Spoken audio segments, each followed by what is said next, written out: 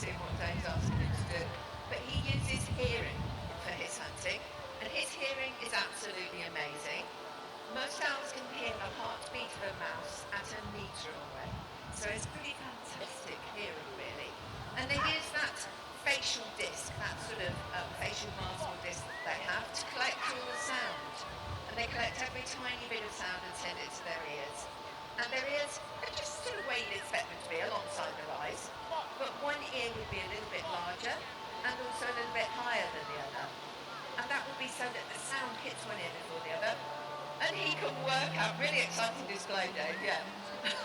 And he can work out by when the sound hits each other here, where the prey is without ever having seen it. So he doesn't actually have to see it to be able to catch his prey. He needs to fly silently because he's a stealth hunter. And if I shut up next time he flies, see if you can hear anything. Because I'd be really... They're always much slower, much harder work. Even though we work with them in the day all of their lives, they still sit and look. This guy, his eyesight, he cannot see as well as you at night. But in the daytime, Nigel here, his vision is 8 to 10 times better than yours.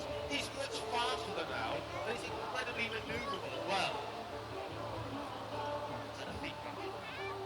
A nice fat juicy rabbit and get a really big hot dinner, no chance at all. He'd have to go up through the gears to actually catch something that's running away. But he's intelligent, he's much more intelligent than any owl. He knows putting the minimum effort for the maximum reward. Joe and Dave, bit of chicken, float along, get a bit of food. And I can show you him up in his game in a moment. But let me just tell you, this isn't just more intelligent than an owl because it's a daytime. A daytime, this way, he knows what's coming. Go on, you go first. Always confused his little brain. He's not any more intelligent because he's a diurnal raptor, a daytime bird of prey. He's actually a really intelligent species of bird of prey. Harris's hawks are one of only 2 species of hawk in the world. In fact, only 2 species of bird of prey in the world that regularly hunt in a pack like a wolf, or in a team like humans. If you work in a team, you've got to have a good brain. You have to, just think about it. If you're a really, really good footballer... Most of the falcons fly flat out the time while they're chasing, but you get the idea. If we go slow, his turning circle is immense. He stalls easily in the sky like a fighter jet without any power. But when they're flying fast, falcons really have a tight, tiny turning circle, outmaneuvering most of the birds that they're actually chasing. Ho! Ho! I'm going to try to make this so he doesn't come in contact with any people. Oh, bless you. Hey! Give him a round of applause. It's done well. Very short and sweet. You get the idea of that power and that absolute amazing manoeuvrability. You wouldn't want to be a small bird in the open sky with this guy on your tail. You really, really wouldn't. I'm going to pick him up and feed him, and we're going to slow things down to something very, very pretty, something of a shape I would like to think all of you are familiar with. Joe's going to fly one of our kites today. We'll fly them again later. It's a yellow-billed black kite, originating from Africa.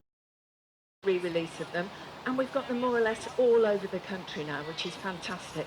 Here though we've got something a little bit different. This is Clyde, and Clyde is a yellow-billed kite. So he's sort of the African version of our red kites, really. A little bit smaller, but flies in a very similar way, floats around, puts in very little effort, quite an aerial bird. So I'm going to let him go, and he's going to go off and do a bit of flying for us and show you just how agile these guys are. Oh, okay, I love it when a plan comes together. He's gone and sat in a bush. Okay, Clydie, come on then.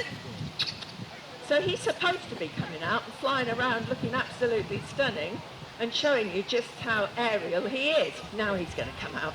He's had a little look round. He didn't have much time before the display.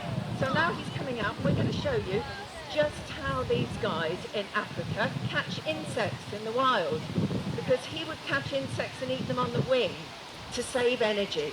So we're going to show you how he does that, and he's going to come in and he's going to catch this piece of chicken in his talons and transfer it to his, oh, he fumbled that one, but transfer it to his beak and eat it while he's in the air. And that's to save energy, because these guys, there's not much calories in a locust. If he was eating a locust in the wild, there's not many calories in it. So therefore, he would need to eat it on the wing, because if he didn't, if he stopped, like he's doing now, and ate it, and then took off again, he would be using more calories to sit down and take off than he's actually taking in with his locusts.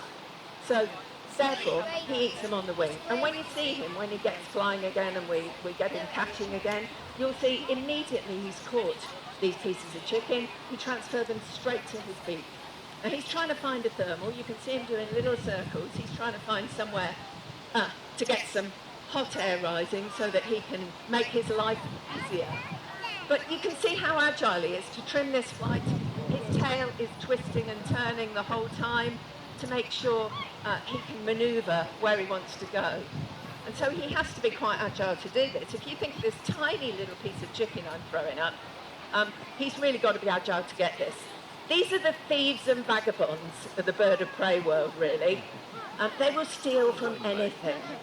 So these guys have even been known to steal the food out the corner of a lion's mouth while it's eating, which is either very clever or very stupid, and I'm not really sure which at this point, but he has to be pretty manoeuvrable to do that. You can imagine sweeping in there, getting low to the ground, pulling that piece of meat and moving off again. He's gone to find a little bit of lift over there, where he's gone over the trees, which makes it easier flying for him. So I'll give him a little whistle. And I can see him flying over there. He's just gone to somewhere where it's easier. And they always do. They get a little bit of lift over trees. So he finds it much easier flying. You can see if you look over there, he's fixed his wings. He's just gliding around. There's no effort involved, hardly at all. So to ask him to come in and do a bit of catching involves a bit of effort. But I think he's got those really broad wings to enable him to take as much use as he can of every little bit of the air, upward air that he can use, and thermals and breezes, and he's using every little bit of it. They're also known in the wild to catch insects off the top of the African lakes. So they will dip in and they will just get off the top the insects, or they'll get in and get tiny fish off the bottom, and that's called snatch lifting. And if he comes back in, he might do a little snatch lift for me, if he's in the right mood. He's not always, so we'll see if he might do that in a minute. Heidi, come on then. Encourage him to come down a bit. He's trying to find some height up there. Hey, hey. Hey, Clive, come on then. Come on. Hey, he's too busy. Here he comes.